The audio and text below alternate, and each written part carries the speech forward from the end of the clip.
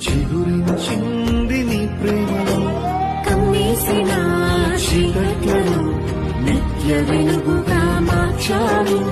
సర్వస్వము నా కోసము శిలువపై ధార పోసావు.